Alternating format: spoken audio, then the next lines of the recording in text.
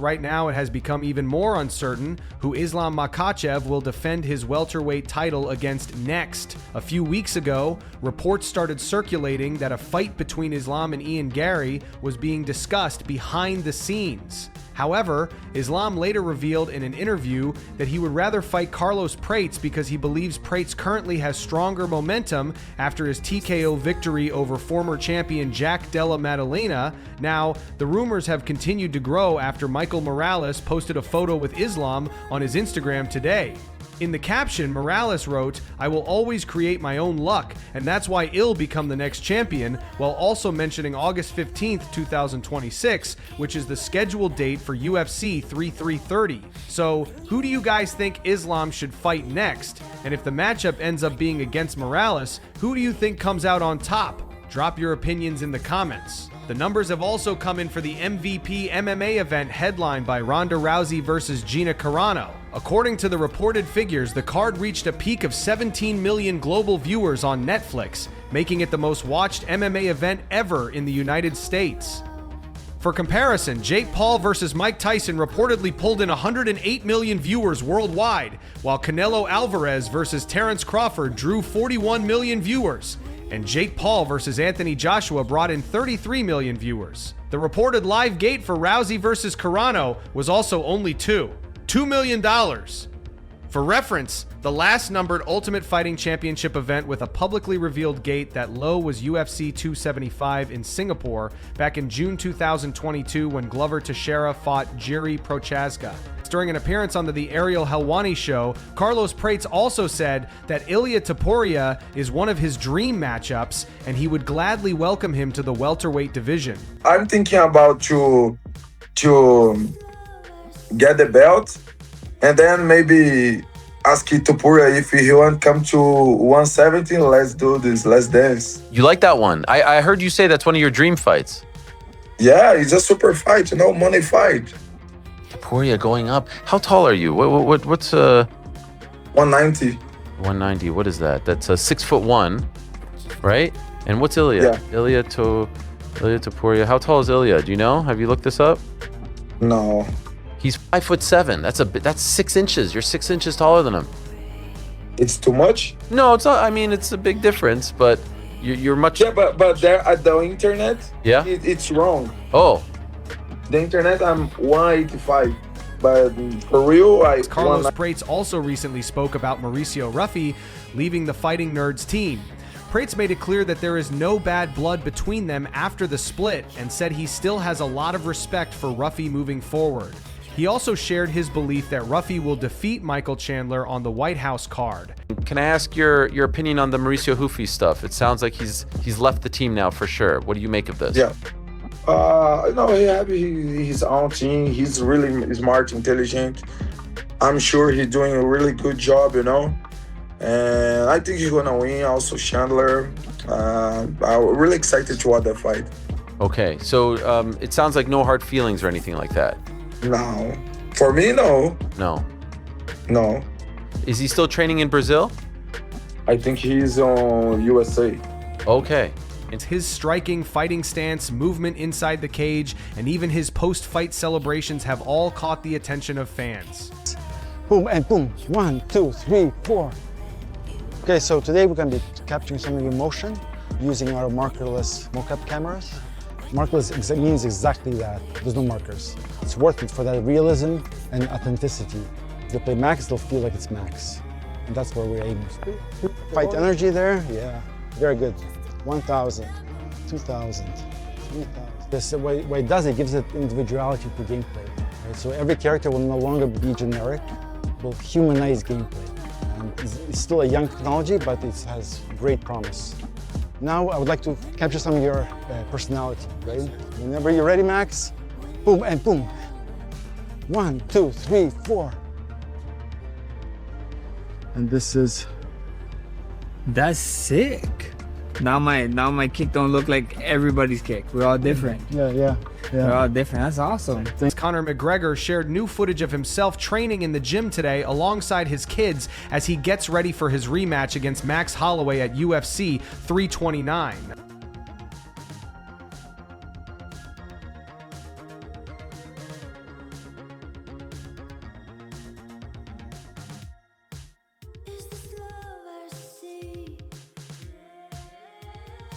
Dricus du Plessis has stated that his next fight is expected to be officially announced sometime within the next week.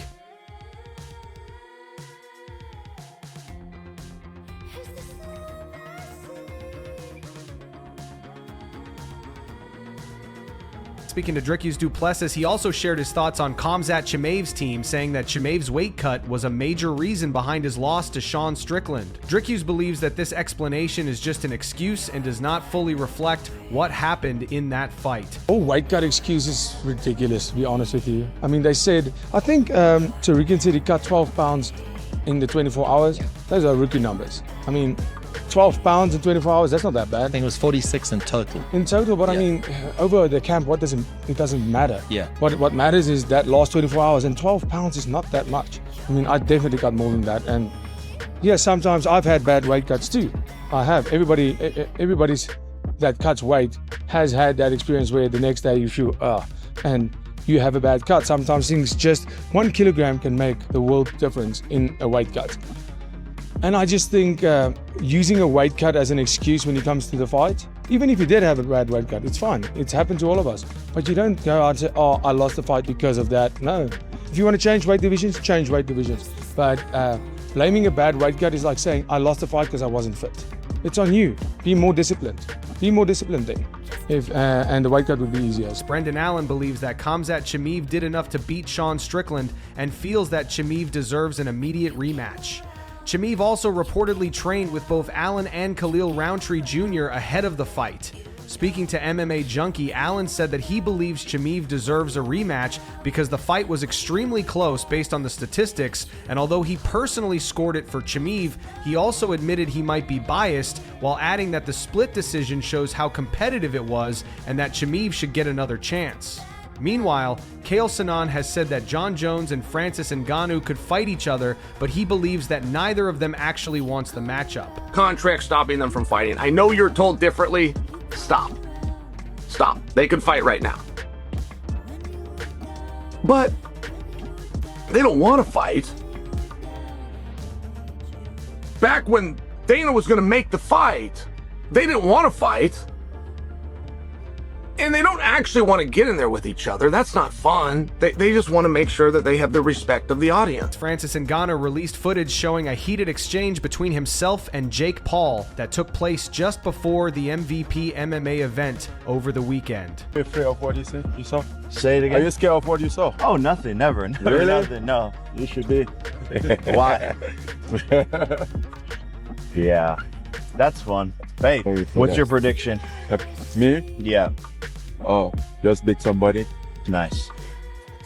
Maybe not as easy as I would beat you, but Yeah, that's crazy. That's funny that Anthony But, Joshua you know, beat you easier than he beat me. That's funny. That is funny. Good. Yeah. It's a good point you're bringing up, dude. of course he wasn't trained for sprinting. Right. I think that's actually what's happened. I like You excuses fight? too. Did you fight Anthony? Yeah, I just saw somebody running after you.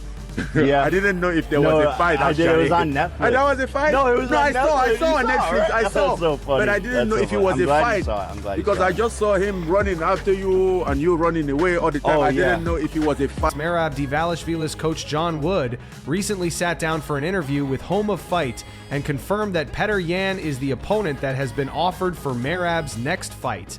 He added that they are now just waiting for the official time and date to be finalized.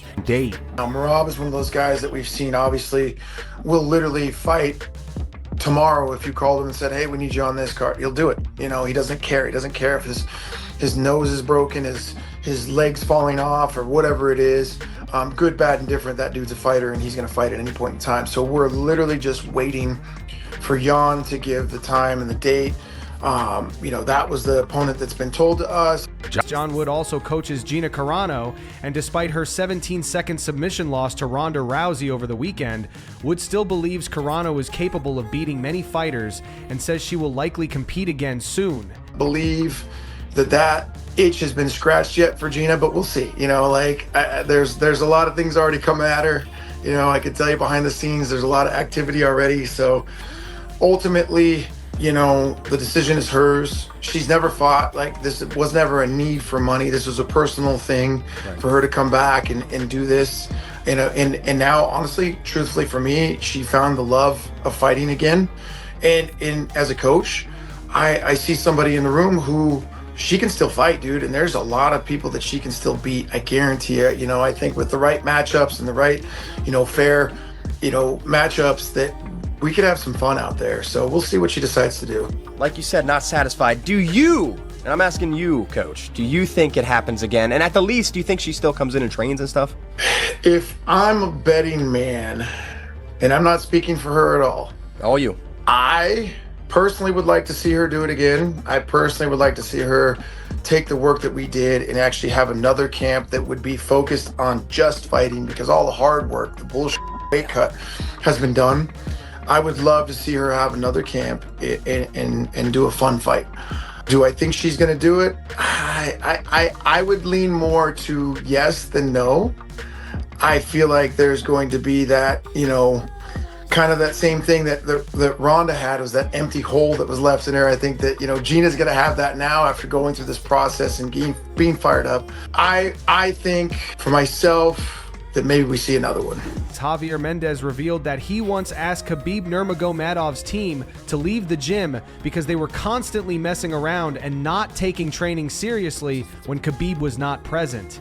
Like, I did actually get pissed off at Team Khabib when Khabib took off to do some work and I was left just me, and these guys are goofing around and this and that. You guys know what happened. Oh, I got pissed off. I said to them, and I didn't say these words, but it was like this. It was like, hey, you guys are a team. If you guys can't be here as a team, be here for each other, don't come to training. I don't want you here. Get the hell out. Don't even bother coming, because I don't need you here. I don't need your effort. I don't need nothing from you. If you're going to be a teammate, you be here for your teammate. You be here for a team. We line up together. We finish together. We grow together. And if you can't do that, I don't need you here. I didn't say it that nice. I've done it a few times at AK too, where I chewed them out. Dana White has hinted that he may try to reshape boxing to operate in a way that is more similar to the UFC, especially with his growing involvement in the sport. At the rise of the UFC, in 25 years, everybody told me, you'll never be able to beat boxing. Boxing is the, you know, and here we are today. The UFC is simple, easy to follow, not as many weight classes, no sanctioning bodies making fights not happen. Yeah, brilliantly laid out, and you're absolutely right. And everything in life is about timing. And right here, right now was my time to get into the sport and take a crack at it, because I've been talking about them for years, and now it's time to put my where my mouth is. Ilia Topuria stated that Arman Tsarukyan purchases luxury cars that appear on his social media and then ships them back to Russia to resell them afterwards. Una mente de un chiquito, ¿sabes? Es un niñato que está jugando a un juego. Yo creo que tipo está jugando el juego de rico, y no es ni rico ni su padre, te lo digo. Que no lo es que yo conozco a muchísimas personas ricas, ninguno, tipo, la base de ninguno es así, ¿sabes? Él está jugando a un juego de compro reloj, compro coche y lo mando a Rusia para revenderlo. Y creo que no es ni rico, te lo digo de verdad. Es como... Here are the 3 top comments from last video. The first one's in reference to Dana White revealing that they have a bug problem at the White House, and Thayer's still unsure of how to fix it. It's from K4Talzen261. It says, imagine getting knocked out because you're getting attacked by bugs. The second one's from Sometimes I Want to Purge 708. It says, Dominic Cruz says the bugs smell like alcohol and cigarettes. And the final one's from Duberex. It's in reference to Kobe Covington getting removed from the UFC roster. It says Kobe is probably in the 7th layer of hair.